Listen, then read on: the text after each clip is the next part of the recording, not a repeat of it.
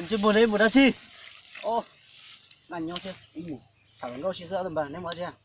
anh chỉ không nói chưa lâu tầm bốn mấy mà nói chưa Yo, lẩu tạm bộ nó. Lẩu tên lẩu hạt tiền. Lẩu đâu chứ chỉ lẩu cá, lẩu chế chứ chỉ lẩu chả, lẩu ta chỉ sát sát nữa.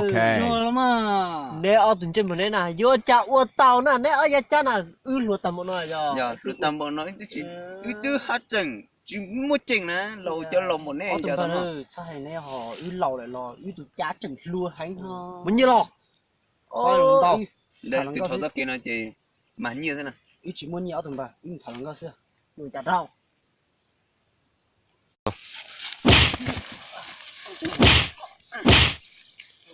ngon ngò nhưng mà lâu tầm bốn nó hoàn thấy thế này à Yo mà.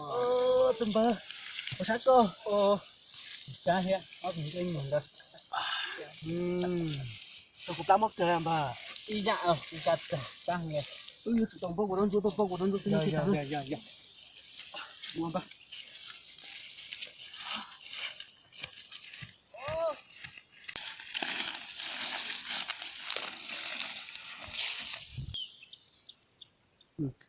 Ôm bà. Của nó ra tiền ra thời điểm nó mình mua ít từ sư hư luôn đầy hùa. Sư hư đó tới lan. Cái gì hùa hay rồi? Có hùa hay? có phụ chấm à Sư hư. Của nhau. À chiều, Có trùng á chiều. chị chọc quá. Chỉ cho cua. Chỉ cho cua này rồi. Bữa đó chiều, Mua lụt sắn nó có thả chưa? tao cũng mà tốt rồi. Sư cho có chín thôi. Thế rồi, Ủa, Bữa con à? Tươi ra chết trâu em đây tao. dạ. Sư thằng con ơi. Có phát hiện để nó tua thằng con mua ở tủ lay.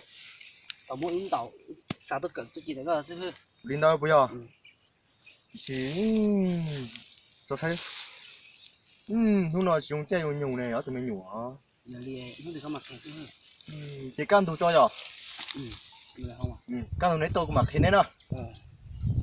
để im mồm vậy muốn nào to? Cho tổ này, tôi đâu có sắc quá ta thế, bỏ để cho không được cái nào chả? Chỉ là quá thế, tao không cho đâu.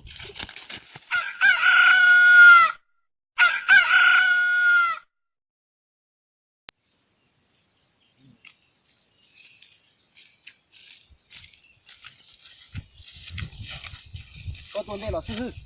mấy đứa tôi đó tụi mình nhiều. Tua. một đứa tôi vấn đề là mà. Giờ liền. Có phát hiện chỉ đâu chứ. Linh đây, tao cơ. Thế có sư chỉ tiếng đó chị. Là không. Linh đây. Đâu, nó nói tiếp.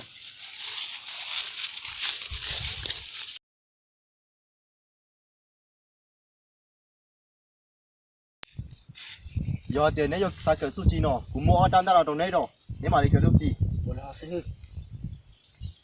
Tàu nữa, bé bí tàu nữa. Là đi mấy tú, cú yêu khé con tàu nữa. Nó sư. Tàu tôi ấy, chỗ sở tàu tôi cũng mà đi khé con. Ủa kìa nó đi. Ok nó bây giờ. Ủa lúc nào mà lớn xa đó. Chỉ có chút gì khá là sư. Ô, lên nó. Ô, đây tên luôn này, chả chỉ hình cái này, đi nó xử chỉ rồi thì lấy ta đó. Ông à. Nhưng mà cỡ tia. Ôi hỏi yêu chỗ tôi sư. Như thế gầu tua. Cầu nó. Chỉ là gầu đua mấy tú, còn gầu lên nó một trâu sư hư. Gầu đua. Giờ lúc từ. Đó, gầu lên tua, mà thấy không? Cầu kia nó ta thì chờ trên nó. Ok nó bây giờ. Lúc nó nữa. Tao, sao rồi. Khó kia điếu đây luôn này lắc thì tao cả. Tao nè, tao lúc ấy lợi đi nó tua nè. Thả nó. Bùng cái nó Ok nó bây giờ. lúc nào giờ cú khía có sao giờ cú tao mà có già đó lúc nào nè. Ta đó. Ta có cần tia pe lúc tao lúc nào rồi. Cho tú về là sao? Một xem bơ. Con. Sư hư lầu là. ok đây chào thiên sư Tôi luôn, cho nó chơi. Giờ có sao cái tao. Sợ rồi, bé cái tao rồi. Ta mà cái tao cá. Cho nó chơi. Cái này nó vô. Tao muốn đặt cho này đâu. Đó, muốn ta muốn chỉ đó. Đó, cho này đó. Cú khía này nè. Giờ cú bắt tao cứ con ta rồi, giờ nó cú khía con nè. Đúng nè. quan liệt kia Giờ thì ba nữa đầu nữa. quan liệt kia Đầu à. Ok nó. Chứ cái nó tự. Đi nó xem mà. Đầu tiên là sư. chỗ đấy thì cái ở bên xí xào lên mà ô sư hư để tới mùa này ý cả ô sư là nên tỏ lên này chỗ lên tí hết tàu tàu lúc họ ở tiền tàu chịu đâu Giúp. tàu tàu kia nó tới chưa kia nó ôi đi nó xem mò ô chẳng có chữ lên có bao tiền sư hư muốn xóa cho trở lên tí hết ta lên nó chứ lấy cởi tia cho nó đau mặc hết luôn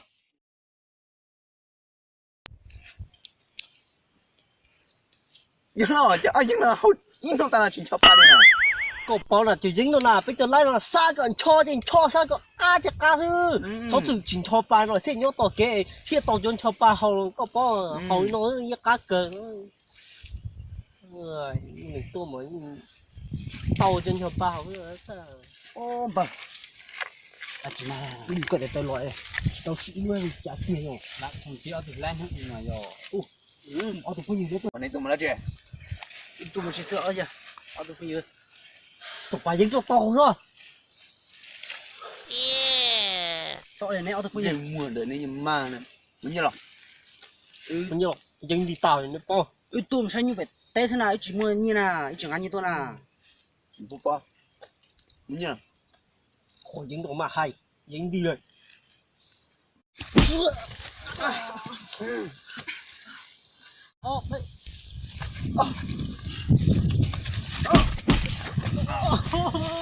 mùa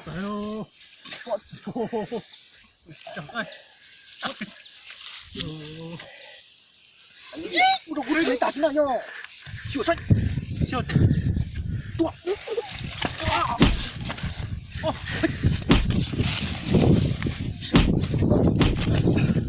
cái gì á cái gì đó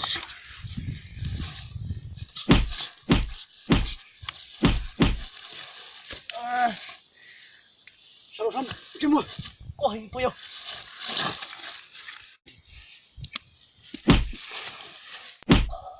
một tổ chưa mua ai sợ